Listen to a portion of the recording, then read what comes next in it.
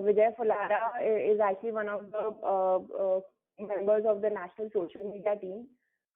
He's taken part in multiple social media campaigns and other campaigns for elections and events across the country.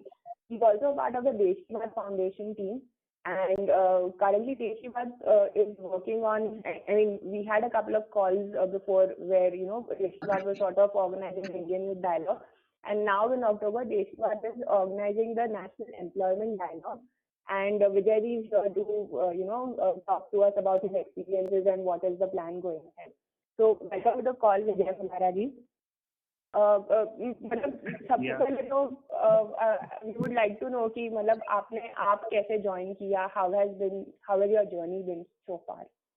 So first of all, I would like to thank you, team, Jaswant ji, Mansi, and all those who are working basically based on NRA. जैसा कि आपने कहा कि कैसे हम आम आदमी party से जुड़े, किस तरह से सफर रहा, तो मैं वही बता रहा था कि भ्रष्टाचार के खिलाफ जो अन्ना आंदोलन हुआ, उस वक्त से अन्ना आंदोलन का पार्ट रहे, रामलीला मैदान जाया करते थे, वहां से देखते थे कि किस प्रकार भ्रष्टाचार के खिलाफ कुछ लोग जो है इस देश में एक नई उम्मीद जगाने के लिए काम कर रहे हैं। तो that time I was working in telecom company. तो दिन में हम लोग ऑफिस में काम किया करते थे, शाम को मैं रामलीला मैदान जाता था, हमारे साथ और बहुत सारे लोग थे। कभी कभी ऐसा होता था कि रात को रामलीला मैदान में रुक जाते थे। तो इस प्रकार से अन्ना मूवमेंट से जुड़ करके जब हम लोग जुड़े तो वहाँ कुछ लोगों से संपर्क हुआ। उसके बाद हम लोगों ने वहाँ रजिस्ट्रेशन हम करवाते थे, तो विधानसभा वाइज उन नंबरों को सेग्रीगेट किया जाता था। उसके बाद लोग कॉल करते थे, फिर हमारी विधानसभा से हमें कॉल आया कि आप वहाँ रुकते थे, आप वहाँ जाते थे, तो आप आइए, अब हम यहाँ पे एज ए पार्टी फॉर्म हो चुकी है मूवमेंट के बाद, तो अब इसमें आके काम करिए। बुराड़ी मेरी विधानसभा है बेसिकली। तो उसके बाद हम लोग विधानसभा लेवल पर मीटिंग्स किया करते थे, लोगों को जोड़ने की बात किया करते थे। ऑफिशियली जब पहली हमारी मीटिंग हुई वो 20 जनवरी 2013 को हुई हमारी विधानसभा में, जिसमें गोपाल राय जी उस वक्त पूरी दिल्ली का संगठन देखते थे। उन्होंने शुरुआती दौर में पूरा संगठन बनाया सर ने। तो जब हमारी विधानसभा में 20 जनवरी 2013 को जो पहली मीटिंग हुई, उसमें संगठन का निर्माण हुआ, गठन हुआ। तो ये आया कि भाई कौन कौन व्यक्ति किस किस लेवल पर क्या क्या काम कर सकता है। जैसा कि मैंने बताया कि I was already working in company. तो होता क्या था कि दिन में अपना काम करते थे, शाम को पार्टी को दिया जितना भी टाइम हो सका। बाय प्रोफेशन में अकाउंटेंट था, तो उस वक्त उनमें पार्टी ने कहा कि आप अकाउंटेंट की जिम्मेदारी ले लीजिए। संगठन के साथ साथ हम लोग फंड रेजिंग और इन सब का काम किया करते थे। उस वक्त मैं आप लोगों से अगर साझा करना चाहूँ तो संगठन निर्माण के साथ साथ पार्टी के लिए जो एक बड़ी चुनौती थी वो थी फंड रेज करने की, क्योंकि किसी भी संगठन को सस्टेन करने के लिए सबसे महत्वपूर्ण पार्ट होता है वो मैन पावर के साथ साथ जो है वो फंड होता है। तो मुझे आज भी याद है कि हम लोग दिन में प्रचार करने के बाद फिर निकलते थे कुछ डब्बे लेकर के, चादर लेकर के। आप यकीन मानिए कि हमने चादरों के माध्यम से फंड इकट्ठा किया। हम चादर फैला के लोगों के बीच जाते थे। अब लोग उसमें जो भी डोनेट करते थे, 10 रुपए, 5 रुपए, 50 रुपए, 100 रुपए, उसके माध्यम से हमने पैसा इकट्ठा किया और जो पार्टी की जो बेसिक जरूरतें होती थी उसको हमने वहाँ पे हम पूरी करते थे। संगठन के साथ साथ जैसे मैंने कहा कि मेरी अकाउंट्स की जिम्मेदारी थी, तो मैं आज भी मुझे याद है कि दिन भर प्रचार, शाम को प्रचार करने के बाद जब घर आते थे तो बहुत सारे सिक्के हमारे पास इकट्ठे हो जाते थे, 10-10, 5-5 के नोट इकट्ठे हो जाते थे। शाम को आके 11-11, 12-12 बजे तक उनको गिनते थे, पार्टी अकाउंट में अपडेट करते थे डेली की हमें जो है रिपोर्ट वगैरह देनी होती थी। उस वक्त जब लोग टोपी पहनने से कतराते थे, एक ऐसा माहौल था कि 2013 के आसपास लोग लिटरली जो है अवॉइड करते थे टोपी पहन के सार्वजनिक जाने में। लोग क्वेश्चन किया करते थे, सर किस पार्टी से जुड़ गए, कैसे जुड़ गए। तो जब हम कई बार तो घर वाले भी सपोर्ट नहीं करते थे, जब हम घर से निकलते थे तो टोपी जेब में डाल लेते थे। ऑफिस जाते थे तब भी टोपी मुझे याद है कि मेरी जेब में तब भी एक टोपी रहा करती थी। जैसे ही हम प्रचार करने मार्केट में निकलते थे, लोगों के बीच जाते थे, वो टोपी डाल लेते थे। कई बार घर वाले भी टोकते थे, लेकिन इस बात की खुशी है आज आम आदमी पार्टी यहाँ पर है लेकिन उस वक्त मुझे लगता है कि मैं और मेरे जैसे हजारों वॉलंटियर आम आदमी पार्टी से जो जुड़े थे, उन्होंने हार नहीं मानी। और उसका नतीजा है कि आम आदमी पार्टी धीरे धीरे ग्रो हुई। 2013 का इलेक्शन अगर देखा जाए तो बहुत टफ था अपने आप में, कि कोई पॉलिटिकल पहचान नहीं थी पार्टी के पास। कोई अरविंद जी को लोग जानते थे, उसके बाद कैंडिडेट को तक लोग नहीं जानते थे, कैंडिडेट को इंट्रोड्यूस करवाना पड़ता था, बहुत माथापच्ची होती थी। एक बार का अगर वाकया आप लोगों के साथ शेयर करूं तो शाम को प्रचार करते करते तकरीबन 11:30 बजे जब मैं घर पहुंचा तो सब लोग सो चुके थे। और जैसा मैंने कहा, घर वालों का उतना सपोर्ट उस वक्त नहीं हुआ करता था। तो जब मैं आया मैंने देखा घर बंद है। इतनी हिम्मत नहीं थी कि घर वालों को जगा सकें, क्योंकि कल से फिर वो जाने नहीं देंगे अगर आज उनको 11:30 बजे जगा दिया तो पड़ोसी से अच्छी बात थी, उनको नॉक किया। उनके घर के, मैं टॉप फ्लोर पे रहता था, तो वहां से उनकी छत को कूद करके चढ़ करके जाए निकला करते थे, ये जज्बा था। तो वो 4:30-5 बजे हम निकलते थे पोस्टर लगाने के लिए, तो वही मीडियम होता था। उनके घर गए, उनको खटखटाया, उनसे बात अच्छी थी। कई बार होता है कि घर वाले किसी चीज में सपोर्ट नहीं करते हैं तो आपको साइड सपोर्ट मिल जाता है। तो इन चीजों को लेकर के शुरुआती दौर का जो संघर्ष है, एज आम वॉलेंटियर की तरह हम और हमारे जैसे कई कार्यकर्ताओं ने काम किया। एक मैं बस छोटी सी स्टोरी आप लोगों के साथ में अपनी पर्सनल शेयर करना चाहूँगा। और मुझे लगता है कि ज़रूरी है, हमारे ये सिर्फ मेरी स्टोरी नहीं है, ये हमारे जैसे कई कार्यकर्ताओं की है, जो आम आदमी पार्टी से शुरू से जुड़े हुए हैं। Basically my wife was expected that time, and date was around 15 Feb. और जो अरविंद जी की हमारी विधानसभा में पहली जनसभा थी वो 10 फरवरी की थी। तो मेरे को उनको लेके हॉस्पिटल विजिट करना था। उन्होंने बोला कि चलिए हमको हॉस्पिटल विजिट करना चाहिए। And that time I was too busy कि हमारा पहला इतना बड़ा प्रोग्राम था, उसके लिए फंड इकट्ठा करना है, उसके लिए लोगों से प्रचार करके लोगों को वहां लाना है। बट लिटरली जब उन्होंने बोला कि नहीं अब तो हमें चलना ही पड़ेगा, मैंने कहा नहीं आप 10 फरवरी तक वेट कर लीजिए और 11 को हम लोग चलेंगे, 10 तक मैं बहुत बिजी हूँ। बट फिर जब घर वालों ने भी प्रेशर किया तो हम फिर 9-10 की बजाय 9 को ही उनको लेके गए। तब तक इन्होंने 10 तक रोक रहा था। एंड 9 को फिर मेरी बेटी का बर्थडे 9 को है। खुशी ये मान के चलिए कि इस प्रकार का डेडिकेशन हम लोगों के अंदर था, वॉलंटियर्स के अंदर था। क्योंकि जब हम लोग दूर से किसी चीज को देखते हैं तो लगता है कि चीजें बहुत आसानी से हो गई। बट हमारे वॉलंटियर्स का आप यकीन मानिए, अरविंद जी बार बार कहते हैं कि अगर आम आदमी पार्टी की ताकत कुछ है तो वो हमारे वॉलंटियर्स हैं। तो मैं यही कहना चाहूँगा कि हमारे वॉलंटियर सच में हमारी ताकत है। और अगर मैं खुद एक बूथ लेवल पे अपनी गली से काम करने वाला वॉलंटियर उठ करके आज स्टेट लेवल पे काम कर रहा हूँ, तो ऐसे ही हमारे सारे लोग जो आज कहीं ना कहीं जिम्मेदारी संभाल रहे हैं, उनकी इसी प्रकार की कुछ स्टोरी है। 2013 का जब कैंडिडेट हम लोग देखते थे, पार्टी देख रही थी, वॉलंटियर्स को बोलती थी आप कैंडिडेट ढूंढिए, या जो वॉलंटियर एक्टिव है चुनाव लड़ना चाहते हैं चुनाव लड़िए, पार्टी कहती थी। पार्टी ने कहा, मेरे साथी एक नरेंद्र है, वो उनसे बोला कि आप कैंडिडेट देखिए, आप देखिए अपने साथियों में से देखिए। तो मैं वही कह रहा हूँ कि वहां से लेकर के जो संघर्ष था पार्टी का, वो करते करते करते करते मैंने अपनी विधानसभा में काम किया, उसके बाद डिस्ट्रिक्ट पे काम किया और उस पर काम करते रहे। 2013 का चुनाव हुआ, हम अपनी विधानसभा जीते, दिल्ली में 28 सीटें आई।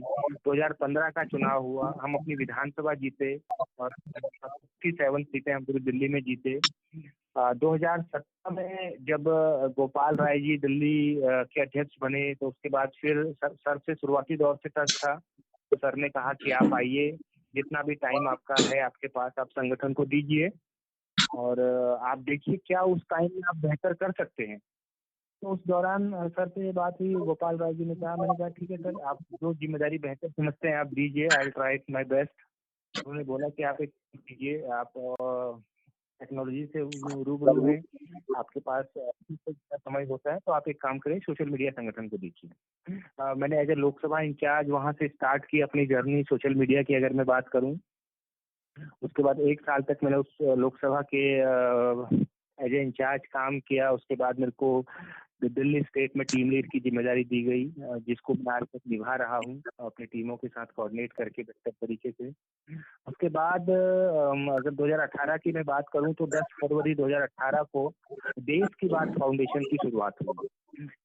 इसमें शुरुआती दौर से हमने काम करना शुरू किया। देश की बात आप लोग बेहतर तरीके से जानते हैं कि एक वैचारिक संगठन है। अगर सच माने तो पार्टी में हमने ग्राउंड लेवल पे काम किया, संगठन की जानकारी हुई, लोगों से बात करना, उनको कन्वेंस करना, इन सब मुद्दों पर हमने काम किया। लेकिन देश की बात फाउंडेशन से जुड़ने के बाद जो एक वैचारिक मजबूती मिली, जो सामाजिक विषय थे उन पर जब हमें नॉलेज मिली, एक पब्लिक प्लेटफॉर्म पर बोलने का जो एक कॉन्फिडेंस है वो हमारे अंदर बिल्ड हुआ।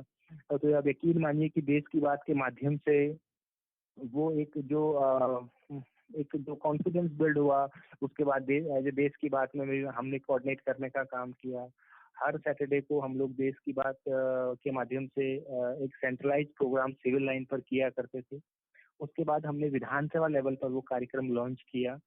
दिल्ली के लगभग सभी विधानसभाओं में हर संडे को सुबह 8 बजे का वो कार्यक्रम होता था और उसमें हमारे वॉलंटियर्स और कुछ सोशल पार्टिसिपेट करते थे। फिर हमने वो प्रोग्राम जो है सर के कहने पर वार्ड लेवल तक लॉन्च किया और धीरे धीरे धीरे करके देश की बात में हम लोग ऐसे आगे बढ़ते गए। देश की बात की अगर हम बात करें, आप लोग बेहतर तरीके से जानते हैं कि एक वैचारिक संगठन है जिसका जो कोर आइडियोलॉजी है वो है पॉजिटिव नेशनलिज्म की। और पॉजिटिव नेशनलिज्म की अगर हम बात करें तो पॉजिटिव नेशनलिज्म का ये मानना है कि इस देश में किसी भी व्यक्ति के साथ उसके धर्म, उसकी जाति, उसकी भाषा, उसकी लिंग के आधार पर कोई भेदभाव नहीं होना चाहिए। ये देश सबका है और इस देश के निर्माण में सबका योगदान बराबर है।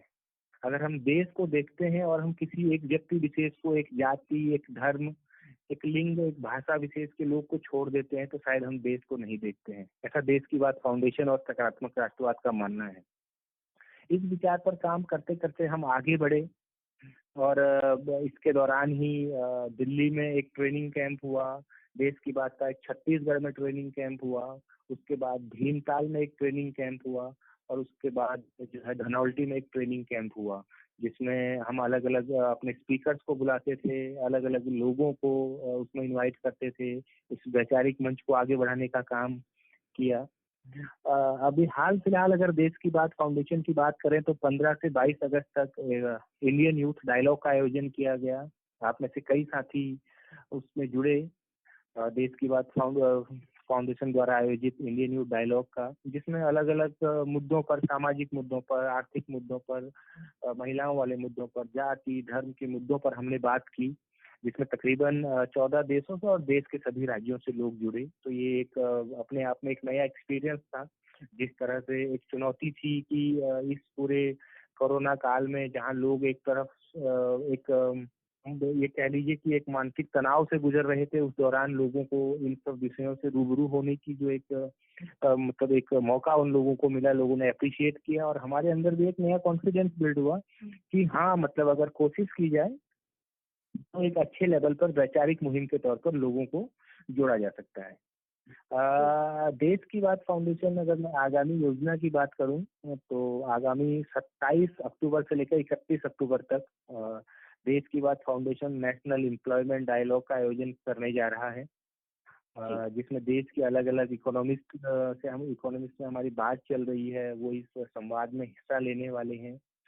इस पे बेसिकली हमारा ऐसा मानना है कि इस देश के ऊपर अलग अलग मुद्दों पर बहस होती है। कभी मंदिर पर बहस होती है, कभी मस्जिद पर बहस होती है, कभी धर्म पर बहस होती है, कभी जात पर बहस होती है।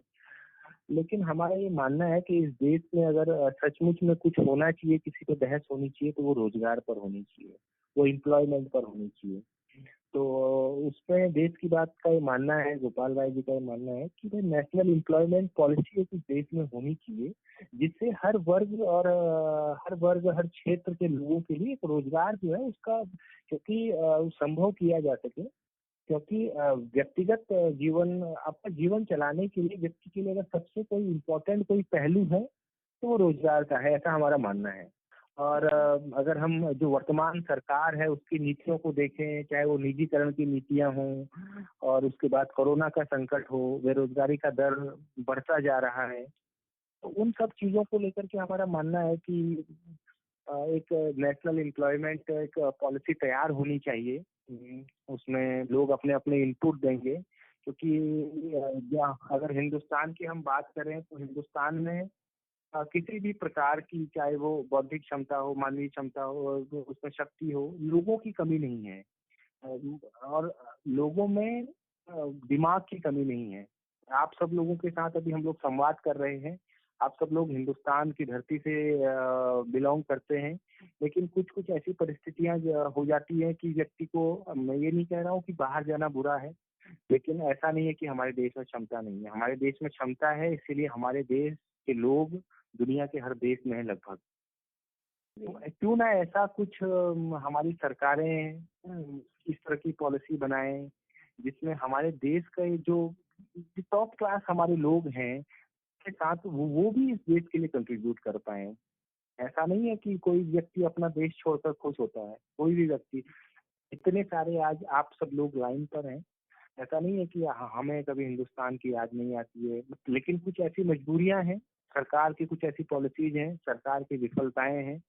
आजादी के इतने सालों के बाद भी हम एक ऐसा माहौल नहीं दे पाए अपने यूथ को कि वो अपने देश में अगर जो क्षमता उसके पास है उस हिसाब से वो अपने आप को प्रूव कर पाए। क्योंकि जो मुद्दे रहते हैं यहाँ राजनीति के मुद्दे रोजगार और क्षमता से हटकर धर्म और जाति पे सिमट जाते हैं। तो उन सब मुद्दों को लेकर के हमारा ऐसा मानना है कि एक ऐसी पॉलिसी होनी चाहिए। एज ए सोशल ऑर्गेनाइजेशन देश की बात फाउंडेशन उस नेशनल एम्प्लॉयमेंट पॉलिसी के ऊपर काम कर रहा है। इस डायलॉग के बाद जैसे भी सजेशन सब लोगों के आएंगे, हम एक नेशनल एम्प्लॉयमेंट पॉलिसी तैयार करने की तरफ बढ़ेंगे। और उसके बाद हम सरकार के सामने ये रखना चाहेंगे कि ये हमारी पॉलिसी है, अब आप इसको इम्प्लीमेंट करिए, क्योंकि ये देश लोगों का है। यहाँ लोग सरकार चुनते हैं, तो लोगों को ये हक होना चाहिए कि भाई जो पॉलिसी या जो जिस तरह की वो पॉलिसीज वगैरह डिमांड करते हैं जिससे उनकी जिंदगी और बेहतर हो सके, उन चीजों के ऊपर सरकार को काम करना चाहिए। अब हमारे देश में बस मैं इतना और इसमें ऐड करना चाहूंगा कि मैं खुद हिंदुस्तान में रहता हूँ, मुझे गर्व है, हम हिंदुस्तानी हैं, लेकिन क्षमता हमारे अंदर बहुत है, हमारे लोगों के अंदर मेहनत हम लोग करना जानते हैं, हमारे लोग इंटेलिजेंट हैं, सारी चीजें हैं, लेकिन जो एक पॉलिटिकल जो एक इच्छा शक्ति होती है वो कहीं ना कहीं उसकी कहीं ना कहीं कमी है। मतलब सरकारें आती हैं हर साल, 5 साल बाद देश में सरकार बदलती है, राज्यों में सरकारें बदलती हैं और सरकारें रिपीट होती हैं, लेकिन कहीं ना कहीं जिन मुद्दों पर चुनाव लड़ा जाता है, जिन मुद्दों पर चुनाव लड़ा जाना चाहिए, वो मुद्दे कभी पूरे नहीं होते। रोजगार के मुद्दे कभी पूरे नहीं होते। आज आप देख लीजिए कि देश का युवा सड़कों पर है, वो मांग कर रहा है सिर्फ इस चीज की कि रोजगार दीजिए, एक ऐसी नीति बनाइए जहां सबको रोजगार मिल सके। लेकिन कहीं ना कहीं सरकारों की इच्छा शक्ति नहीं है कि वो उस पर काम करना नहीं चाहते हैं। तो इस चीज को लेकर के हम लोगों का संघर्ष जारी है, और मुझे उम्मीद है कि आप सब लोगों का साथ रहेगा तो बेहतर तरीके से हम इस चीज को एग्जीक्यूट कर पाएंगे, एक बेहतर पॉलिसी बना पाएंगे, और इस देश को एक नया विकल्प दे पाएंगे इस माध्यम से कि अगर सब लोगों को रोजगार मिलता है तो एक बड़ा विकल्प होगा। अगर किसी भी देश के लोग खुश हैं तो बट ऑब्वियस सी बात है कि वो देश खुश है। और इस प्रकार की पॉलिसी अगर हम दे पाते हैं, एक वैचारिक मजबूती दे पाते हैं, लोगों में देशभक्ति की भावना और प्रबल कर पाते हैं, सकारात्मक राष्ट्रवाद की भावना को हम लोग अगर जगा पाते हैं, तो मुझे लगता है कि एक बहुत पॉजिटिव स्टेप होगा। देश की बात फाउंडेशन इस पर लगातार काम कर रहा है। बाकी आगे जैसे भी जो सुझाव होंगे, चीजें होंगी, उन पर हम लोग बात करेंगे। मेरा इतना कहना है। बाकी आप लोगों का इसमें फर्दर कोई डिस्कशन है तो आप लोग रख सकते हैं। मैं कोशिश करूंगा जितनी बेहतर तरीके से आपके सवालों को एंटरटेन कर सकूं। I try my best. Okay, thank you so much Vijay ji for like इतना डिटेल्ड हमें आपका सफर बताने के लिए, और मतलब आगे के प्लान्स क्या है। विजय जी, एक मुझे जानना था कि देश की बात फाउंडेशन है, मतलब ये दिल्ली से शुरू हुआ था, पर अब ऑर्गेनाइजेशन लेवल पे वो कितना बड़ा है, मतलब इंडिया लेवल पे क्या हो रहा है? देश की बात फाउंडेशन की अगर हम बात करें तो दिल्ली के साथ साथ जब हमने एक वैचारिक, पहले तो 8-10 लोगों के साथ कमरे में बैठ के सर के साथ जब चर्चा होती थी, प्लानिंग होती थी, उसके बाद जब फाउंडेशन बना, दिल्ली में हमने इसको लॉन्च किया। पहले हम लोग सेंट्रली सैटरडे का डिस्कशन किया करते थे, फिर धीरे धीरे इसको दिल्ली के सभी विधानसभाओं में लॉन्च किया, फिर वार्ड पे लॉन्च किया, ट्रेनिंग सेशन करी, मैक्सिमम बोले हमारे लोगों ने इसमें पार्टिसिपेट किया। आज की डेट में अगर हम बात करें तो धीरे धीरे जैसे हमने फिर इसको छत्तीसगढ़ में लॉन्च किया, गुजरात में इसके कार्यक्रम हुए, जो अलग अलग से हमारे शुरुआती दौर में पार्टी के वॉलंटियर्स ने इसमें पार्टिसिपेट किया।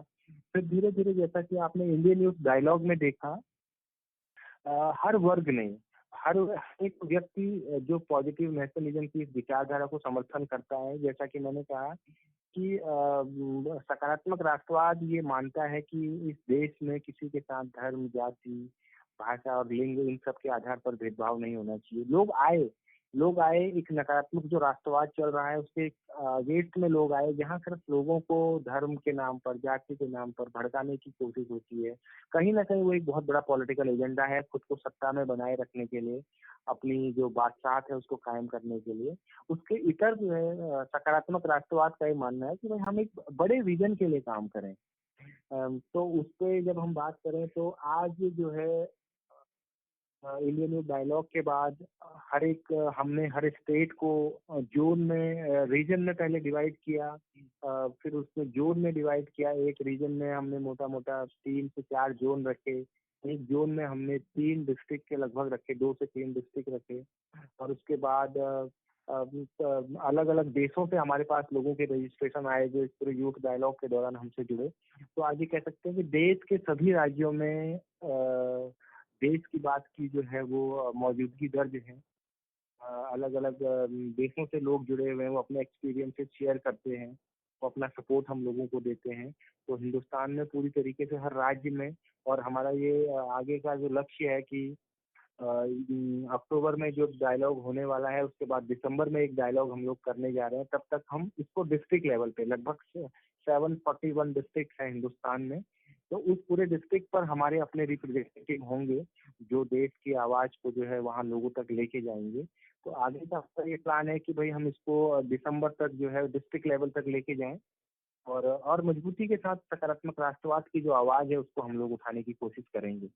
और मतलब अभी वैसे मतलब दिसंबर तक कितने लोगों से जुड़ने का प्लान है? मतलब मैं सबको बता दूं, like I'd like to tell everyone on the call. So currently, what Deshiwad Foundation is doing that, we have these weekly group discussions where we talk about different topics, and these topics are decided at a national level. So last week we had a topic on employment. We had a discussion on employment. This Saturday we had a discussion on Bhagat Singh and his vision for India. And along with group discussions within ourselves, we also reach out to people in our own personal circles and conduct group discussions for them. तो विजय जी, मतलब approximately कितने लोग जुड़े होंगे इन weekly वार्तालाप में? मतलब क्या है प्लान आगे जाके, और अब कितने लोग हैं? हाँ, मैं अगर बात करूं तो तकरीबन 250 लोग हमारे जो है वो रीजन, जोन और डिस्ट्रिक्ट लेवल पे पूरे देश से जुड़े हुए हैं, लगभग 250 लोग। उसके बाद जो वो लोग डायलॉग करते हैं, तो पिछले सप्ताह अगर मैं मोटा मोटा एवरेज मान के चलूँ तो किसी ने 5 लोगों के साथ वो यूथ डायलॉग किया जो संडे का ग्रुप स्टडी डिस्कशन है, किसी ने 8, 10, 30 लोगों तक किया इंडिविजुअली लोगों ने।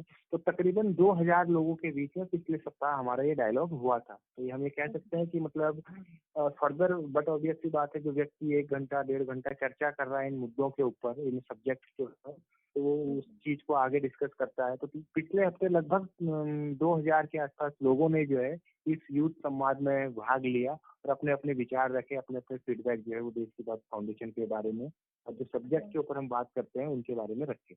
तो मतलब thank you so much for the detailed description. And मतलब I understand it is very important कि हम ज्यादा से ज्यादा लोगों के साथ बात करें और ज्यादा से ज्यादा लोग in positive aspects, positive nationalism के बारे में बात करें। बिकॉज ठीक है, पॉलिटिकल आइडियाज या फिर पॉलिसी आइडियाज सबके लिए अलग अलग हो सकते हैं। सबको लगता होगा इस प्रॉब्लम का सोल्यूशन अलग अलग तरीकों से हो सकता है। पर अगर सब ये पॉजिटिव नेशनलिज्म की आइडिया से जुड़े रहे तो हम फाइनली सोल्यूशन बिल्डिंग के ऊपर फोकस कर सकते हैं और ना कि लड़ाई झगड़े में अपना वक्त जाया करें.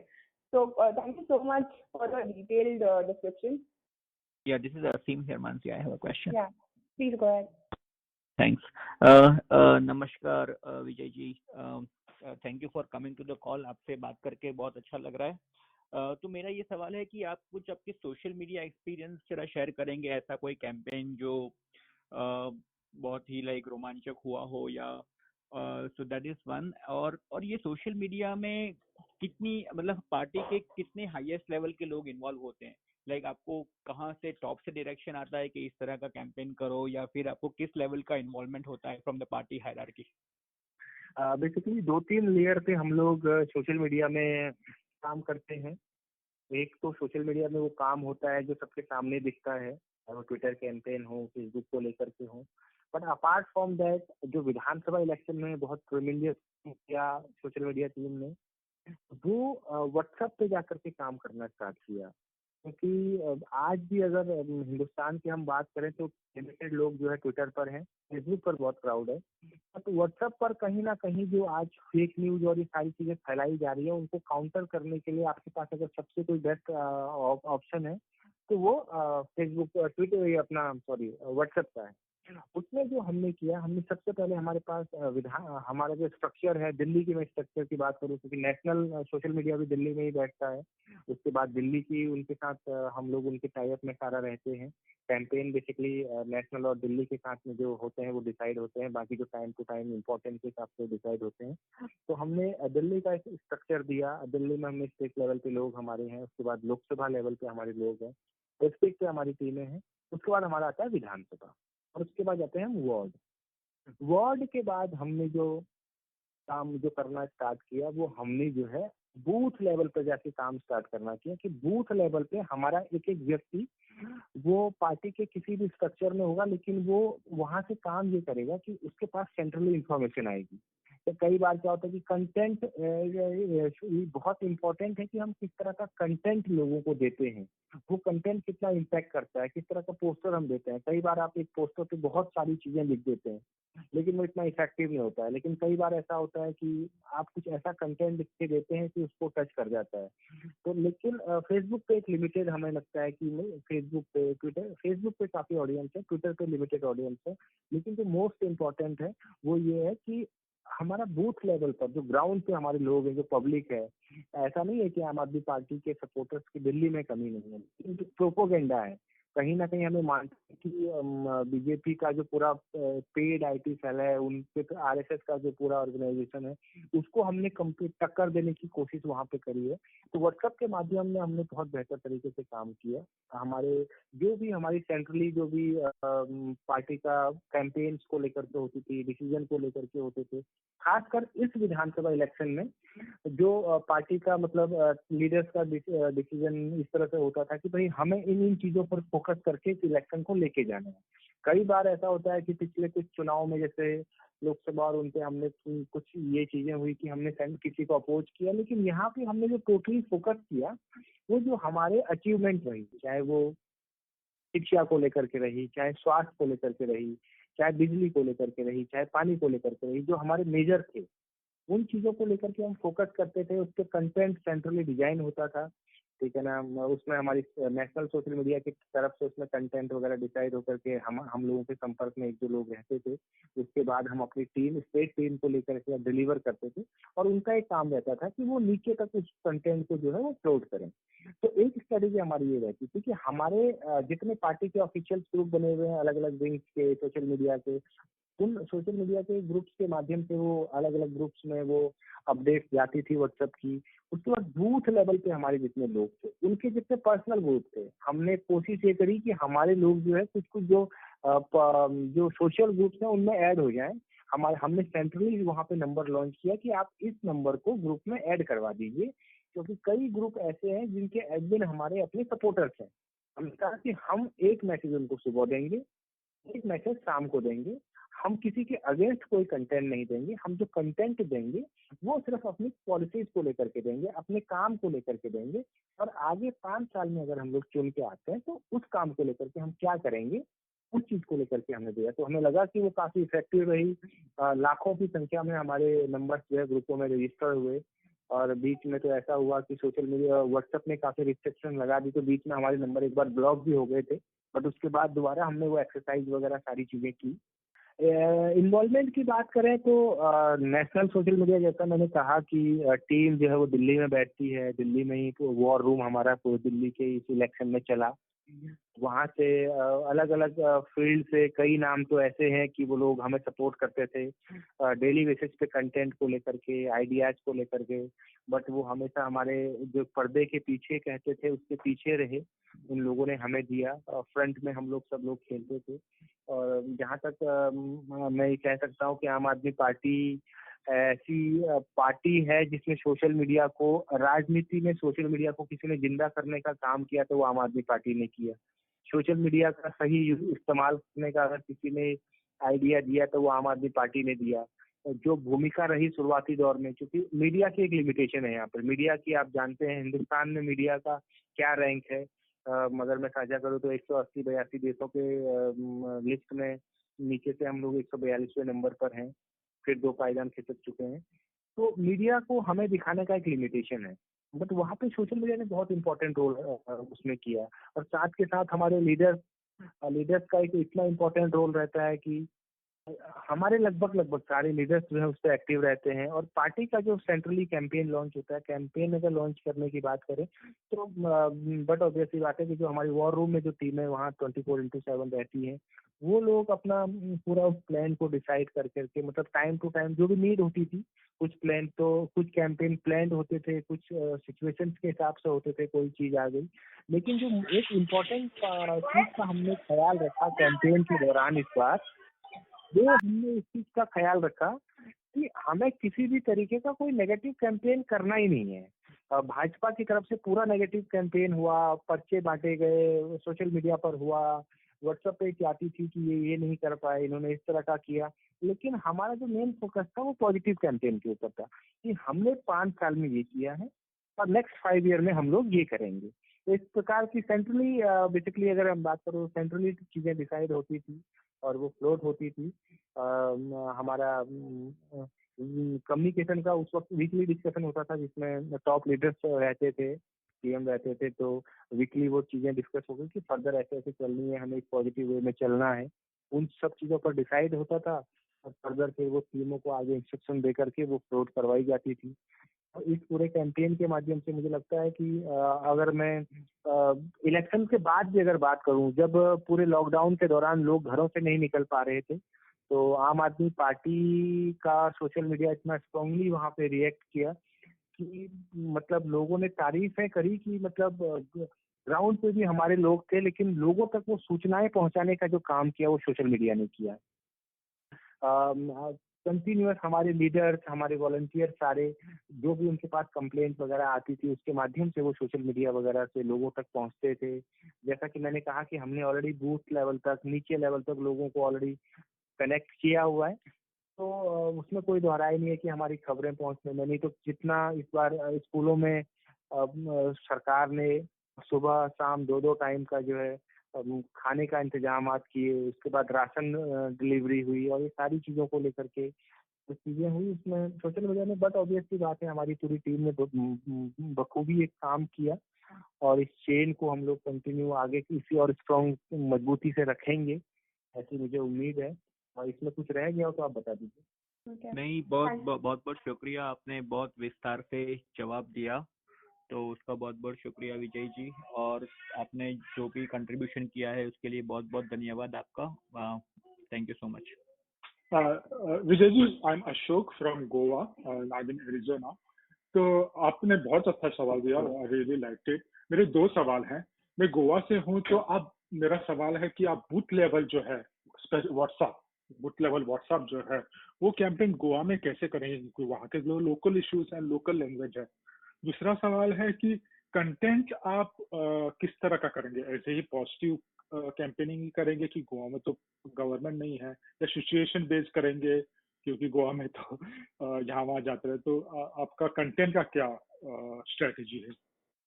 गोवा की अगर बात करें तो वहाँ पे अभी कन्वीनर भी हमारे चेंज हुए हैं और धीरे धीरे करके एक नया साइज जो है वो ऑर्गेनाइजेशन ले रहा है।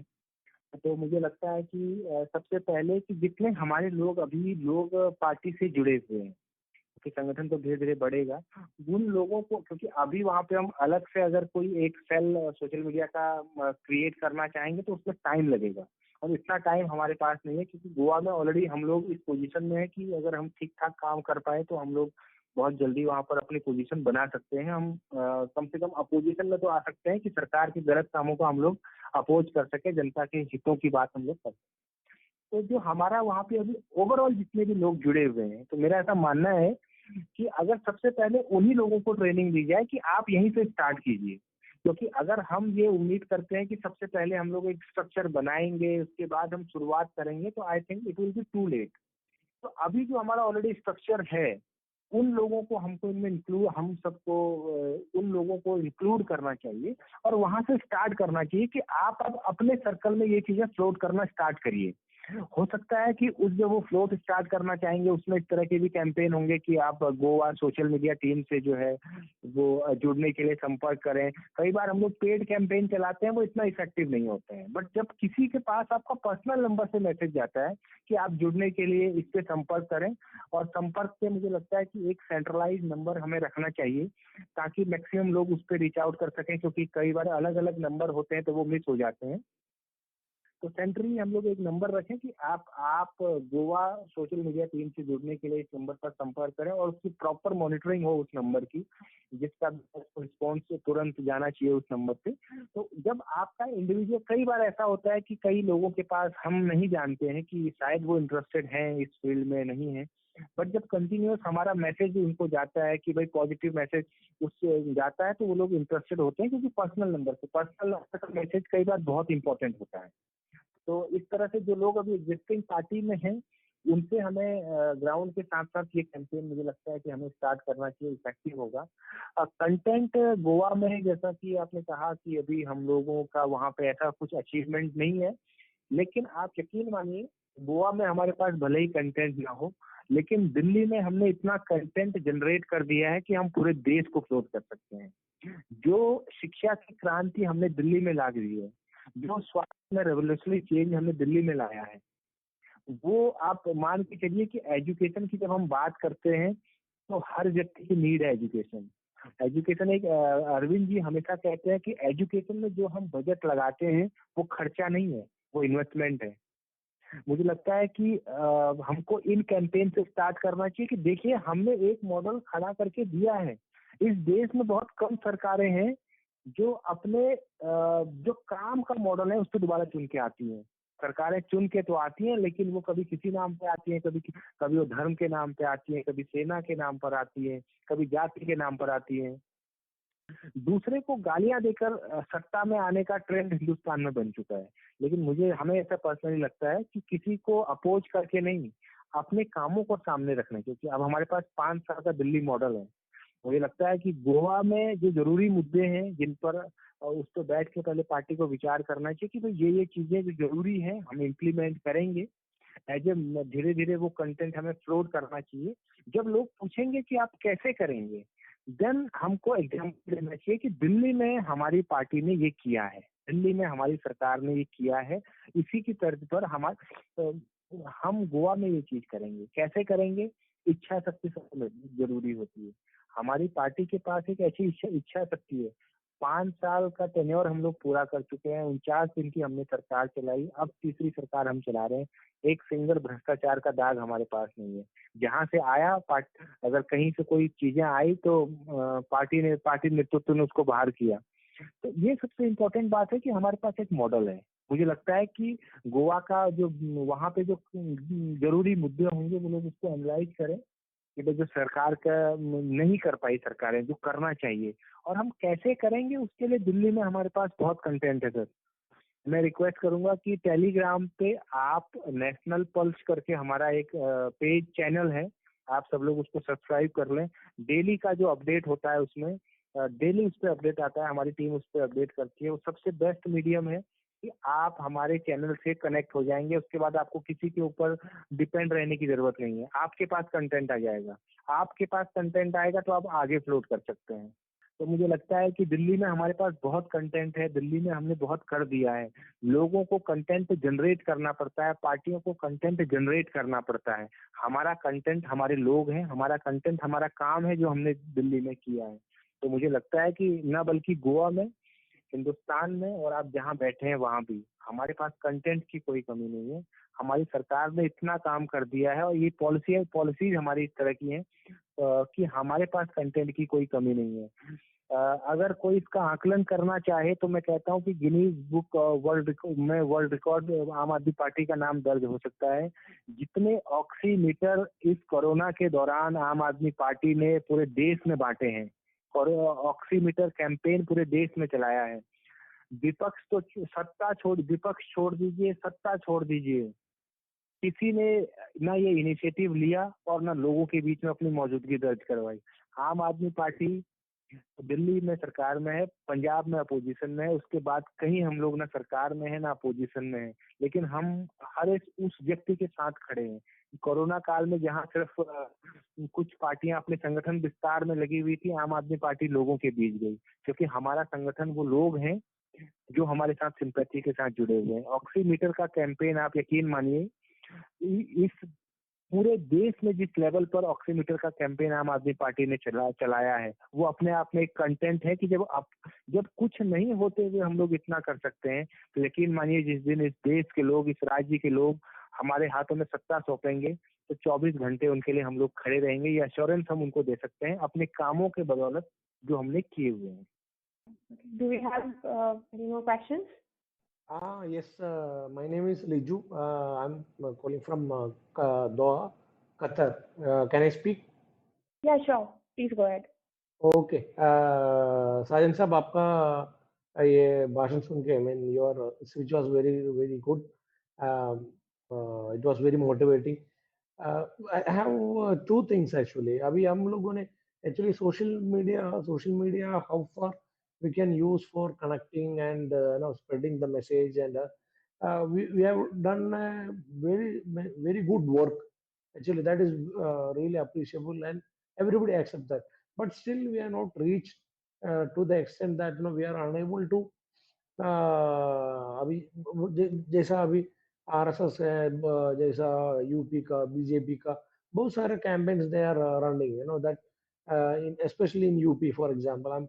Even though I'm from Kerala, I'm just taking an example of UP, that they have done a lot of developmental work. They are giving a lot of employment. They are bringing all positive news. They are spreading across India with various platforms. For that, they have made in Kerala especially, they called temple committee. Each area they made a temple committee, and in this temple committee, those who are what is that? Those who are all Hindu, normal person, they are in that WhatsApp group. They are spreading all this message, and they are getting and all positive news related to Prime Minister and everything. It is reaching to them. Now, when we are chatting with these people, they are sending us this message, but we don't have the content to oppose them. See what they are talking about development, and what is the current development, what is the actual development, what is the status of the state. Then when we are saying that okay, in Delhi we have done this, they are comparing, okay, Delhi has a population of 2 crore people, whereas the UP has a population of 14 crore people. So in this way, we are unable to give a statistical countering of the what is that their manifested, we can say that manifested propaganda. So my point is that okay, it's true that we have done a good developmental work and a good model, but in other states we are unable to counter their propaganda. So our social media team should focus on that, what they are meant by their development, and how much propaganda they are making, and what is the real status. in this fashion, we need to make our social media more powerful so that it will reach and give a good status of the each governance wherever these people are ruling in. So this is what actually I wanted to. And the second is that reaching out to the people in different area. Now I'm in Doha, Qatar. So there are many people are there, but the still the good reaching is not there in Qatar. We am following Twitter and I'm getting inputs from Twitter and all, which I'm sharing. But as you said, there are that the reach out should be improved. How we can improve that? Maybe Do you have any question? Any specific question? yeah, this reach out, how we can improve in each area. Okay. Like there are many people scattered over there, but the reach out is to be improved. That how that reach out to be improved. For that, what we Um, need to do from our side and okay. from your end. Okay. So if I'm not mistaken, when it comes to international Aam Aadmi Party, as you already mentioned, there is Telegram, WhatsApp, जिसके through we can get connected to what's happening on ground.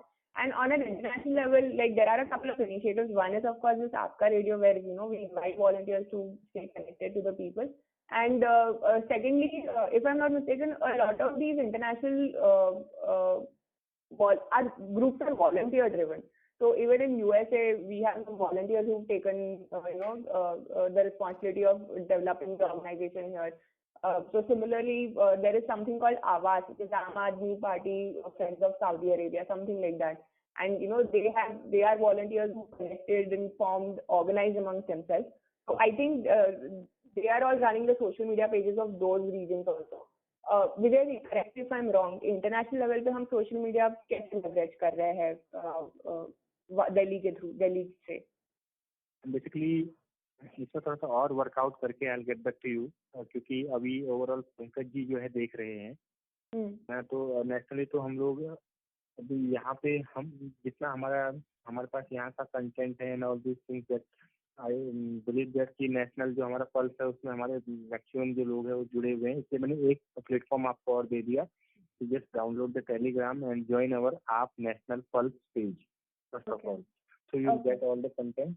Rest what we are planning at the overseas and all these things, I'll get back to Pankaj ji, and what can be better in that regard, basically that I'll get back to you. Okay. Vijay ji, I had one question. So I have heard about Spark News. Is it somehow related to DKBR Foundation? Because I know a couple of people who are associated with DKBR also working in Spark News. Can you tell us something more about it? See, basically Spark News, if you are talking about, तो हमने जो उसको एक आज हम देखते हैं media में तो इतना प्रोपोगंडा और सारी चीजों को लेकर के, इन सब चीजों को लेकर के, मुद्दों को लेकर के मीडिया में हिंदुस्तान को लेकर के बहुत बड़ी बहस है। उसी सोच के ऊपर जब हम लोगों ने प्लान किया और सोचा कि एक इस तरह का प्लेटफॉर्म हम लोग क्रिएट करते हैं जहाँ पे जो फैक्ट हैं बेसिकली, मतलब इतना तो हमारे हिस्ट्री के साथ इतना मतलब छेड़छाड़ कर दिया गया है, इवन अब तो बुक्स भी कहीं ना कहीं मैनिपुलेट करना उनको भी स्टार्ट कर दिया गया है उन सब चीजों को लेकर के, और हिस्ट्री को लेकर के इतने मिसकंसेप्शन पूरे क्रिएट कर दिए गए हैं, चाहे वो पूरे जब पूरा मुगल साम्राज्य और उन सब लोगों को लेकर के था, उन सब चीजों को लेकर के। तो बट ऑब्वियसली बात है कि एक सकारात्मक सोच को लेकर के हमने एक पॉजिटिव थॉट्स को लेकर के स्पार्क न्यूज को यहाँ पे स्टार्ट किया है। तो डायरेक्टली नहीं कह सकते, बट हाँ कि जो भी इस तरह की कोई पॉजिटिव चीजें होंगी जो हम अपने चैनल के माध्यम से बेस्ट लोगों के बीच में रख सकते हैं। अभी तो हमने स्टार्ट उसमें किया है कि जो डेली न्यूज़ेज वगैरह हैं उन चीज़ों को लेके आ रहे हैं। फर्दर हम चाहते हैं कि उसमें इस तरह के डायलॉग्स वगैरह जो एक्चुअल रियलिटी से जो चीजें उसमें हमको दिखानी चाहिए, जो मतलब जो हिस्ट्री को लेकर के कोई छेड़छाड़ कर दी गई है, उन चीजों को कैसे हम करेक्ट कर सकें। क्योंकि आजकल जो दिखाया जा रहा है सिर्फ, क्योंकि अगर मैं मीडिया की भूमिका की बात हिंदुस्तान में करूं तो मीडिया के पास डिस्कशन करने का सिर्फ एक ही है तरीका, वो नफरत कैसे हम लोग फैला सकें। स्पार्क न्यूज के माध्यम से बस हम इतना कहना चाहते हैं कि हम एक्चुअल दिखा के ये बता सके कि ये सिर्फ नफरत जो है वो दिखाई जा रही है कहीं ना कहीं, उसको चेंज कर करके। तो बट ऑब्वियसली बात है कि देश की बात की जो सकारात्मक सोच है उसको भी लेकर के और भी जितने सकारात्मक पहलू हैं जो हम दिखा सकते हैं अपने ऑडियंस को, लोगों के बीच में हम लोग स्प्रेड कर सकते हैं। रियल मुद्दों को हम लोग जितना उठा सकते हैं, चाहे वो किसानों का मुद्दे को लेकर के हो, बेरोजगारी का मुद्दा हो, धर्म जाति इन सब की लड़ाई को लेकर के हो, बट ऑब्वियसली बात है हम एक ऐसा प्लेटफॉर्म क्रिएट करना चाहते हैं जहाँ पर के हम इन सब की आवाज बन सकें और बेहतर तरीके से पॉजिटिव थिंकिंग के साथ, एक सकारात्मक सोच के साथ हम लोगों के बीच में अपना कंटेंट दे सकें। इस बेस पर अभी जो है स्पार्क न्यूज जो है हम लोगों ने डेवलप किया है। बाकी प्रोफेशनल लोग हैं उसमें उस सबको चला रहे हैं, चीज़ों को कर रहे हैं, लेकिन साथ के साथ हमारा इसमें ये हमारी प्रायोरिटी रहेगी कि एक्चुअल जो खबरें हैं वो सब दिखाई जाए, लोगों की जो समस्याएं हैं, लोगों की जो आवाज़ है, देश की जो लोग जो इस मुद्दे पे कहना चाहते हैं, स्पार्क न्यूज बेसिकली हम चाहते हैं कि लोगों की आवाज़ बने। धीरे धीरे हम उस कदम की ओर बढ़ रहे हैं। 1 महीना पहले हमने लगभग स्टार्ट किया था। आज हमारी कई वीडियोस उसमें लाखों पर रीच है। हमारा आर्टिकल्स वगैरह आप पढ़ेंगे, चाहे उसमें अम्बेडकर और गांधी को लेकर के हो, वुमेन एम्पावरमेंट को लेकर के हो, ऐसे बहुत सारे आर्टिकल हमारे प्रोफेसर जो हैं दिल्ली विश्वविद्यालय और अलग अलग क्षेत्रों से जो हमारे साथ जुड़े हैं उसमें टाइम टू टाइम अपना आर्टिकल देते हैं। तो बट ऑब्वियसली मैं सबसे रिक्वेस्ट करूंगा कि sparknews.in पर जा करके वो एक बार विजिट करें और उसमें हम कोई और उसमें इम्प्रूवमेंट की जरूरत हो तो हमें उसमें सजेशन दें। और अभी हमने इसी सोच पे डेवलप किया है कि जितने भी हिस्ट्री को लेके मिसकंसेप्शंस हैं उनको हम दुरुस्त कर सकें और लोगों के जो रियल मुद्दे हैं उनको हम उस प्लेटफॉर्म के माध्यम से उस आवाज को हम उठा सकें। अभी इस विचार के साथ अभी स्पार्क न्यूज काम कर रहा है। बढ़िया, like I am so happy to see कि मतलब हम मीडिया को भी एड्रेस करने की कोशिश कर रहे हैं। जो भी हमने आइडेंटिफाई किया है, जैसे सोशल मीडिया हो गया, पॉजिटिव थिंकिंग हो गया, और ये भी कि मीडिया प्रेजेंस और हमें डेवलप करना है, तो हम भी खुद का मतलब while not directly but people are inspired to develop a platform that talks about positive nationalism, so that's really amazing. Do we have any last questions? क्या विजय जी आप जरा अनएम्प्लॉयमेंट डायलॉग के बारे में बात करेंगे? National employment dialogue, right, which is scheduled sometime in October. थोड़ा उसके बारे में बताएंगे आप? कैसा होगा वो, कौन कौन गेस्ट होगा हमारा स्पीकर्स, उसके बारे में? 27 अक्टूबर से लेकर 31 अक्टूबर के बीच में टोटल 5 दिवसीय भारतीय रोजगार संवाद, राष्ट्रीय रोजगार संवाद, नेशनल एम्प्लॉयमेंट डायलॉग जो है वो ऑर्गेनाइज हम लोग करने जा रहे हैं। उसमें जो अभी हमने मोटा मोटा सब्जेक्ट जो हम लोग डिसाइड कर रहे हैं, क्योंकि अभी ये पूरा प्रोसेस में चल रहा है, क्योंकि अभी हमने यूथ डायलॉग खत्म किया तो उसके बाद इस पूरे प्रोसेस पे काम कर रहे हैं। तो उसमें हम कर रहे हैं कि एम्प्लॉयमेंट के जितने भी सेक्टर्स हैं, चाहे वो लेबर को लेकर के हों, स्किल में अनएम्प्लॉयमेंट है उसको लेकर के हों, चाहे वो अनस्किल में हो, स्किल में हो, फीमेल्स के लिए अलग से हो, इन पूरे मुद्दों को लेकर के, या फिर हमारा ये मानना है कि देश में बेसिकली एक रोजगार ऐसी नीति की जरूरत है जो इस देश की जो भौगोलिक परिस्थिति है उस हिसाब से वो बनाई जाए। तो उसको लेकर के अभी फाइनल स्टेज पे तो अभी स्पीकर से हमारी बात चल रही है, लेकिन उसमें हम मैक्सिमम जो हमारे टॉप इकोनॉमिस्ट हैं उनको हम लोग अप्रोच कर रहे हैं। 1-2 दिन में हमारी वो पूरी लिस्ट भी क्लियर हो जाएगी ताकि हम लोग फिर शेयर कर दें। अभी मैं इतना कह सकता हूँ कि इसमें जो हम टॉपिक लेके चल रहे हैं वो अलग अलग सेक्टर को उसमें हम इंक्लूड कर रहे हैं। स्किल सेक्टर के लिए अगर हम बात करें रोजगार पॉलिसी की, तो वो किस तरह की होनी चाहिए, अनस्किल में वो कैसी होनी चाहिए, एक पर्टिकुलर क्षेत्र को लेकर के, क्योंकि अगर हिंदुस्तान में रोजगार पॉलिसी एक बन सकती है, लेकिन वो रोजगार पॉलिसी एक तब होगी जब उसमें विभिन्नताएं होंगी, क्योंकि जो हमारी भौगोलिक परिस्थितियां हैं, जो हमारी प्राकृतिक सांस्कृतिक विशेषताएं हैं, ये अलग अलग है हमारे देश। सब मुद्दों को हम लोग इंक्लूड करने की इसमें कोशिश कर रहे हैं कि अगर मैं कहता हूँ कि पहाड़ में, अगर मैं उत्तराखंड की बात करता हूँ तो वहाँ पे एक पॉलिसी होनी चाहिए, तो वहाँ पे किस तरह की पॉलिसी होनी चाहिए, और वहाँ से उठ के जब मैं छत्तीसगढ़ में आता हूँ, झारखंड में आता हूँ, जहाँ जो प्राकृतिक संसाधन है खदानों से भरा हुआ है, वहाँ पे किस तरह की पॉलिसी होनी चाहिए। वहाँ से मैं अगर मैदानी क्षेत्र बिहार में आता हूँ तो वहाँ किस तरह की एक वहाँ के लोगों की क्या जेन्युइन जो डिमांड है उनके ऊपर किस तरह की पॉलिसी होनी चाहिए। अगर मैं यहाँ नीचे साउथ में आता हूँ तो किस तरह की पॉलिसी केरल के लोग चाहते हैं जो समुद्री तट के पास बसे हुए हैं, तमिलनाडु के लोग किस तरह की पॉलिसी चाहते हैं। उन पूरी चीजों को एनालाइज अभी हम लोग कर रहे हैं कि किस प्रकार की एक पॉलिसी जरूर बना रहे हैं, लेकिन उसमें हम हर एंगल को हम एक बार देखना चाहते हैं कि भाई अभी जो हिंदुस्तान में सबसे बड़ा एक माहौल बनाया जाता है, नेगेटिव एक माहौल क्रिएट करने का कोशिश किया जाता है कि हिंदुस्तान की जनसंख्या बहुत बड़ी है और यहाँ सबको रोजगार देना संभव नहीं है, क्योंकि एक्चुअल में जिस एजेंडे पर सत्ता बनी है वो किसी और एजेंडे पर बनी है। अब उनके लिए ये फुलफिल करना मुश्किल है, तो इसके लिए उनका एक कैंपेन चलता है कि भाई पॉपुलेशन बहुत ज्यादा है और सबको एम्प्लॉयमेंट देना पॉसिबल नहीं है। हम ये कहते हैं कि एम्प्लॉयमेंट देना पॉसिबल है तो तब है जब आप वहाँ की स्थिति के हिसाब से वहाँ पे डेवलप करेंगे। जो एक पहाड़ में टेक्नोलॉजी काम कर सकती है वो मैदानी क्षेत्रों में नहीं कर सकती है, या जो मैदानी क्षेत्रों में टेक्नोलॉजी काम कर सकती है वो पहाड़ी क्षेत्रों में नहीं कर सकती है। एक आदिवासियों के बीच एक अलग टेक्नोलॉजी काम करेगी, मेट्रो सिटी में एक अलग टेक्नोलॉजी काम करेगी। तो इन पूरा आपके प्रारूप पूरा जो है इसमें हम बहुत जल्दी देंगे। टॉपिक तो मैंने आपको बता दिया कि स्किल्ड, अनस्किल्ड, अगर वुमन फीमेल्स इनको लेकर के किस तरह का चीजें होनी चाहिए, एक यूथ को लेकर के, इन सब हम सेक्टर हमने अलग अलग डिवाइड कर दिए हैं। लेकिन अभी उसके अंदर चाहे वो कंस्ट्रक्शन को लेकर के हो, लेबरर्स को लेकर के हो, उनके लिए कैसी पॉलिसी होनी चाहिए, speaker yet to be decided.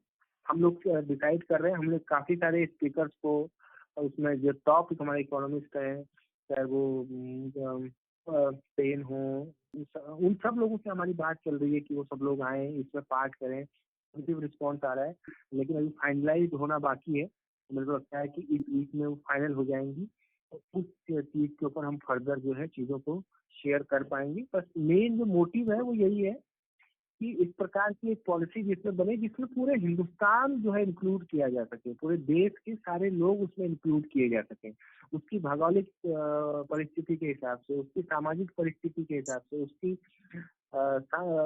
जो वहाँ की पूरा माहौल है उस तरह का, उनको उस हिसाब से रोजगार दिया जाए। तो मुझे लगता है कि रोजगार देना इस देश में मुश्किल नहीं है। मैं अगर व्यक्तिगत शेयर करना चाहूँ तो मैं उत्तराखंड से बिलोंग करता हूँ, लेकिन आज मैं दिल्ली में हूँ, क्योंकि मुझे पता था कि जब मैं वहां से कुछ पढ़ के निकला तो मेरे लिए वहां पे रोजगार था नहीं। और ये नाकामी मेरी नहीं थी कि मैं यहाँ आके बसा हूँ, मैं दिल्ली में आके बैठा हूँ। ये नाकामी हमारी सरकारों की है जो आजादी के इतने साल के बाद भी इस देश के युवा को रोजगार नहीं दे पा रही है। हमारे में आप में से सब लोग बहुत खुशी खुशी, मुझे लगता नहीं है कि इंडिया से बाहर काम करने जा रहे हैं। आप सबके अंदर टैलेंट था और उस टैलेंट के हिसाब से सरकार काम नहीं दे पाई, इसलिए लोगों को कई बार मजबूरी में और कई बार अपनी काबिलियत को साबित करने के लिए पलायन करना पड़ता है। तो उन्हीं सारे स्थितियों को ध्यान में रखते हुए हम चाहते हैं कि एक नेशनल एम्प्लॉयमेंट पॉलिसी हो। और मैं रिक्वेस्ट करूंगा आप सब लोगों से कि देश की बात foundation.com पे हमारे रजिस्ट्रेशन ओपन है, ऑन हो चुके हैं। आप सब लोग अपने सर्कल में बोले कि उसके लिए रजिस्ट्रेशन करवाएं, मैक्सिमम लोग उसमें पार्ट लें, अपने इनपुट दें, और जो एक बेहतर पॉलिसी इस देश के लिए हो सकती है एम्प्लॉयमेंट के ऊपर, हम लोग कोशिश करेंगे उसको बनाने की, ड्राफ्ट करने की। Thank you so much, Vijay, for the detailed this thing. तो अब आपकी फैमिली कैसे क्या सोचती है, मतलब आपके इन्वॉल्वमेंट के बारे में, लाइक उनके व्यूज कैसे चेंज हुए हैं? अब आप इतना मतलब देश की पार्टी में इन्वॉल्व हो, आम आदमी पार्टी में भी इन्वॉल्व हो, कैसे मैनेज करते हो सब कुछ? देखिए, हम लोग जब बदलाव की बात करते हैं तो कई बार ऐसा होता है कि कहीं ना कहीं तो आपको सुनना पड़ता है और कॉम्प्रोमाइज करना पड़ता है। तो मैं ये मानता हूँ कि परिवार को कहीं ना कहीं वो समय नहीं दे पाते हैं, ना ही वो टाइम में कभी दे पाए बहुत ज़्यादा, बट फिर भी मैनेज करने की कोशिश करते हैं। इतना टाइम कोशिश करते हैं कि उनके पास होते हैं तो उनके पास रहें, जब पार्टी में रहते हैं तो पार्टी के लिए कोशिश करते हैं। हाँ, लोगों को परिवार में शुरुआती दौर में अगर मैं बात करूं कि मैंने बताया कि मैं और उसी की छत से अपने टॉप फ्लोर पे जाया करता था, और रात रात में सुबह सुबह मेरा खुद का एक्सपीरियंस ये है। परिवार वाले एक्सेप्ट नहीं करते थे, बट जैसे जैसे टाइम बीतता है तो फैमिली वालों को भी लगता है कि देखो अगर मैं सीधे सीधे कहूँ तो उनको लगता है कि अब तो ये नहीं सुधरेगा, तो अब तो ये सोच लिया है कि आम आदमी पार्टी में काम करना है, चाहे सैटरडे हो चाहे संडे हो, सुबह हो शाम हो। तो धीरे धीरे उनको भी कन्विंस करते हैं, उनको भी ये समझाते हैं कि देखो अगर कुछ चीजें बेहतर होंगी तो हम भी इसी समाज का हिस्सा हैं। अगर मैं कहूँ कि एक पूरा जीवन में आज बहुत ऑब्वियस सी बात है, हर व्यक्ति की जिम्मेदारी होती है कि वो अपना परिवार चलाए, लेकिन कल को जब मैं 60 साल का हो और मेरी बेटी मुझसे पूछेगी कि पापा इस समाज ने आपको क्या दिया, तो बट ऑब्वियसली मैं बड़े गर्व के साथ कह पाऊंगा कि इस समाज ने मुझे सारे रिश्ते दिए, सारे नाते दिए। आप इस समाज में बड़े हुए पले, आज जो कुछ हो इस समाज ने आपको दिया, क्योंकि समाज के बगैर हम लोग कुछ नहीं है। और जब पलट के वो मेरे से क्वेश्चन करें कि पापा आपने इस समाज को क्या दिया, तो शायद मुझे लगता है कि अगर मेरे पास उस वक्त कोई जवाब नहीं होगा, अगर मैं आज इन सारी एक्टिविटीज में नहीं होऊंगा, मैं इन सब चीजों में अगर कुछ इन्वॉल्व होकर अपना कंट्रीब्यूट नहीं कर पाऊंगा, तो I will not able to answer कि but I have contributed for the society. तो शायद उसका एक सवाल मुझे उस वक्त खामोश ना कर दे, तो मुझे लगता है कि मुझे अपना संघर्ष जारी रखना चाहिए। जितना हो सकता है मैं कोशिश करता हूँ कंट्रीब्यूट करने की, जब तक हो पाएगा, जब तक चीज़ों को अच्छे से मैनेज कर पाएंगे और उसके आखिरी दम तक हम सोसाइटी के लिए, कंट्री के लिए, पार्टी के थ्रू, किसी सोशल ऑर्गेनाइजेशन के थ्रू, इंडिविजुअल लेवल पे जो भी कंट्रीब्यूट कर सकते हैं, मुझे लगता है कि हमें करना चाहिए। क्योंकि जब इस समाज ने हमें इतना कुछ दिया है, सारे रिश्ते इस समाज ने दिए, आज हम लोग बात कर रहे हैं, एक प्लेटफॉर्म, एक आंदोलन हुआ, समाज ने किया, लोगों के द्वारा एक पार्टी बनी, वहां से एक प्लेटफॉर्म क्रिएट हुआ, अब हम लोग बात कर रहे हैं। कहीं ना कहीं मुझे लगेगा कि आज अगर सोशल सिक्योरिटी की जरूरत है, जितने दूसरे की बेटी को जरूरत है, मेरी बेटी भी कल को समाज में बड़ी हो रही है, तो कहीं ना कहीं उसको भी इस चीज की जरूरत होगी। अगर आज उसके दर्द को देख के किसी और के साथ कोई चीजें हो रही है, मैं खामोश बैठता हूँ, तो अगर कल को मेरी बेटी के साथ ऐसा कुछ होता है, तो मैं बोलने के शायद लायक ना रहूं कि ऐसा क्यों हुआ, क्योंकि जब किसी और की बेटी के साथ हो रहा था तो उस वक्त मैं खामोश था। तो मुझे लगता है कि अगर आज उसकी बेटी के लिए मैं आवाज उठाता हूँ, तो कल को कहीं ना कहीं या मैं अपनी बेटी के लिए आवाज उठा पाऊंगा, या उन चीजों को मैं रोक पाऊंगा आज आवाज उठा करके। तो मुझे लगता है कि अगर मैं सामने वाले का दर्द महसूस कर सकता हूँ और इस बात के लिए परिवार को कन्विंस कर सकता हूँ कि जो सिचुएशन आज सामने वाले के ऊपर आ रही है, अब अगर कल मेरी बेटी भी बड़ी होगी तो वो समाज में निकलेगी, मैं उसके साथ 24 घंटा नहीं रह पाऊंगा, ना मैं रह पाऊंगा, ना उसके मदर रह पाएगी, ना फैमिली वाले रह पाएंगे, वो उसके साथ कभी नहीं रह पाएंगे 24 घंटा। उसको अकेले ही समाज में सर्वाइव करना है। मुझे लगता है कि सबसे पहला जो और आखिरी जो सोल्यूशन है वो समाज को बेहतर करना है। तो समाज बेहतर होगा तो मेरी बेटी भी निकल पाएगी, दूसरों की भी निकल पाएगी, और यही एक सोशल सिक्योरिटी का मुझे लगता है कि रास्ता होगा। नहीं तो अगर कल उसके साथ कुछ ऐसी अनहोनी होगी तो ना मैं खुद को जवाब दे पाऊंगा, ना मैं समाज को जवाब दे पाऊंगा। तो मुझे लगता है कि इन सब मेरा व्यक्तिगत स्वार्थ भी हो सकता है, व्यक्तिगत ये हो सकता है कि भाई मेरे बच्चे अच्छे से चल पाए, और जिस समाज में मैं रह रहा हूँ वो समाज बेहतर हो पाए। समाज के लिए हो सकता है कि मैं सबके बारे में सोचे, मैं अगर कुछ कंट्रीब्यूट कर रहा हूँ उसके और किसी का थोड़ा बहुत भला हो सकता है। तो मुझे लगता है कि मुझे और मेरे जैसे हजारों लोगों को, लाखों करोड़ों लोगों को इसके लिए कुछ कंट्रीब्यूट करना पड़ेगा। कुछ कंट्रीब्यूट करेंगे तो बहुत कुछ होगा, कुछ भी कंट्रीब्यूट नहीं करेंगे तो कुछ भी नहीं होगा। बस इसी उद्देश्य और इसी मोटिवेशन के साथ लगे हुए हैं। Thank you so much Vijay जी, बहुत ही अच्छा लगा ये सुनकर कि मतलब इतना मतलब आप डेडिकेशन और डिवोशन के साथ काम कर रहे हो उस देश के लिए। एंड ऐसी बातें सुन के हमें भी इंस्पिरेशन मिलता है कि हमें भी काफी कुछ करना है, हमें भी करना है सपोर्ट, हमें भी कंट्रीब्यूट करना है। तो thank you so much and we hope to stay in touch with you. If you have any last message for the people, आप प्लीज बोल दीजिए, मतलब हम आपको कैसे सपोर्ट कर सकते हैं टेक्नोलॉजी वाइज या किसी भी तरीके से, तो आप प्लीज हमें बताइए। Yes, first of all, thank you so much for giving me this opportunity platform. आप सब लोगों से मैंने बात किया, और मुझे लगता है कि देश को लेकर के, समाज को लेकर के जो हम सोचते हैं उसी प्लेटफॉर्म पे, उसी दिशा में आप सब लोग भी सोचते हैं। हिंदुस्तान हम सब लोगों का देश है, और सब लोग उसके लिए सबको दर्द है, हम सब लोग उस बेटर करने के लिए संघर्ष कर रहे हैं, सोच रहे हैं। तो थैंक यू सो मच। दूसरा ये है कि जैसा मैंने अभी कहा कि डिजिटल प्लेटफॉर्म पे, सोशल मीडिया प्लेटफॉर्म पे हमारे बीच में से कोई भी लोग हैं, आप सबको मेरा नंबर सर्कुलेट कर दीजिए। अगर कोई भी साथी हमसे जुड़कर कुछ भी आप लोग दूर हैं, मैं समझ सकता हूँ कुछ अपनी लिमिटेशन है, उसमें अगर कोई व्यक्ति कंट्रीब्यूट कर सकता है, हम लोग टाइम टाइम पे कुछ अपने आइडियाज शेयर कर सकते हैं। जैसे कुछ साथी हैं, जैसे पलाश हैं, उनके टच में मैं ऑलरेडी हूँ, और बहुत कुछ हमारे लोग हैं एनआरआई जिनके हम टच में हैं, रियाद से हैं, उनके टच में हम लोग हैं। तो इस तरह का कोई अगर कंट्रीब्यूट करना चाहे तो डिजिटल प्लेटफॉर्म पे, सोशल मीडिया के माध्यम से कुछ अपनी कुछ और एक्टिविटी और इन चीज़ों के माध्यम से, तो डेफिनेटली मैं चाहूँगा, आप लोगों का सपोर्ट चाहूँगा। उस माध्यम से अगर आप सपोर्ट कर पाएँ तो आप नंबर सर्कुलेट कर दीजिए। एंड लास्ट में मैं यही कहना चाहूँगा कि सच में बहुत अच्छा लगा बात करके। ऐसा लगता है कि परिवार बहुत बड़ा है। जैसे ही पोस्टर मेरा आया, मैंने सर्कुलेट किया अपने सर्कल में, फेसबुक यहाँ वहाँ, तो लोगों ने अप्रिशिएट किया और लोगों ने पूछा, अच्छा आम आदमी पार्टी बाहर भी है? मैंने कहा आम आदमी पार्टी है तो हर जगह है, जहाँ आम आदमी है वहाँ आम आदमी पार्टी है। तो मुझे लगता है कि इसी माध्यम से मैंने 4 लोगों को बताया कि हमारा परिवार बहुत बड़ा है और आज तक हमारा दायरा, मुझे लगता है कि हिंदुस्तान में हम लोग कनेक्ट थे। आज आप लोगों ने मेरा दायरा और बढ़ा दिया। So thank you so much for this opportunity, for this dialogue and all this things. Thank you so much.